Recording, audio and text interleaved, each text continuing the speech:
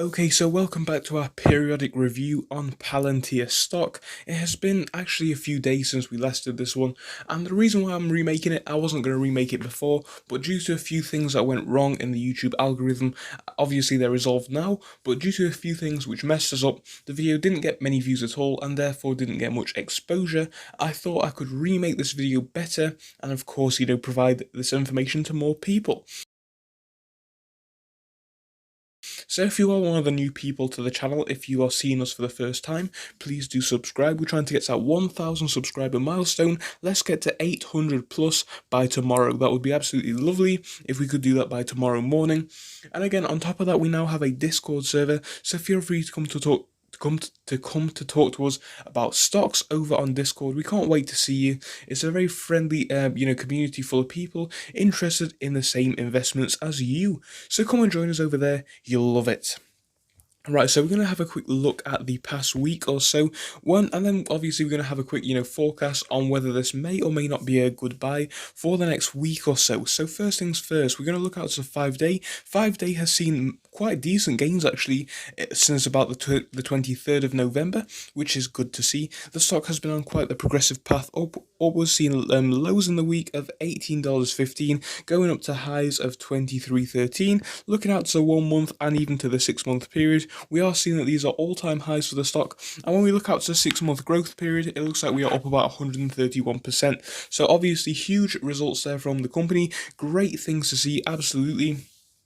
And of course, I expect this to grow into the future years simply due to the fact that the market sector is huge. There's a lot of things and a lot of business contracts which this company could already go and pick up. There are a lot of, governments around the world which are apparently partnered with this one. I think the American government is. I've got this article saying that the United Kingdom's government is. This is on Vice and apparently I need to accept. But yeah, they are saying that our government in the UK may also be involved in this as well. So it just goes to show the scale of the contracts and, the amount of companies which this company is already recruiting in their business-to-business model. So obviously, loads of big businesses out there which could do with services like this, and specifically this service. So yeah, from a long-term point of view, I definitely think this one could do well. So of course, that's my long-term view, but I'm sure in 2 weeks or so, if the stock is not doing well, people would blame me for that if I told them to buy in now. So we're going to have to take a quick analysis based on what we are seeing right now.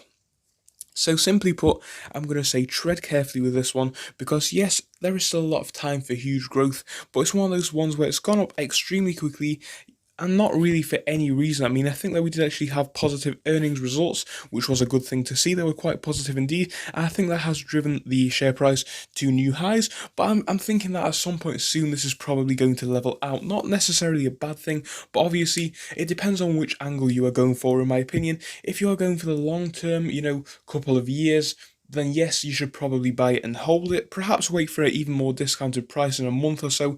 But yes, for a long-term hold, this would probably be a decent company. For a short-term gain, it's also probably a decent one, but you are definitely, in my opinion at least, risking a lot. Of course, that's just my opinion. I am no financial advisor or anything, but that's just what I think. I think it's a good company, but to go in right now, you'd be risking a lot. So we're going to have a quick look again at what our analysts think over on Yahoo Finance this time. So we have analysts with a 1-year price target of $14. So let's just analyze what that means. That is a decrease in price of about $10. Actually, it's slightly more, than $10. So it's obviously a decrease, which is not necessarily a good thing to see.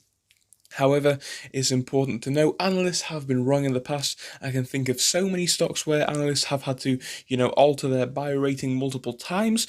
And I think it's just one of those ones where you can't always 100% guarantee what they say, but you can use it as a benchmark to kind of guide your decisions when buying the company. So of course, we have this article down here talking about what the company does and why you should basically know what you are buying. Of course, feel free to go check it out. Credit to them over on Investor Place. I almost said Palace, investorplace.com. Yeah, they give a full article talking about the stock and, reasons why it may be a good company to buy. Obviously, they talk about data applications and whatnot and why this is potentially a great, market sector to buy into for a stock point of view. Because, of course, like I said in a previous video, there are so many different companies and clients for this company potentially. So like I said, yes, the governments are in there, like I said again.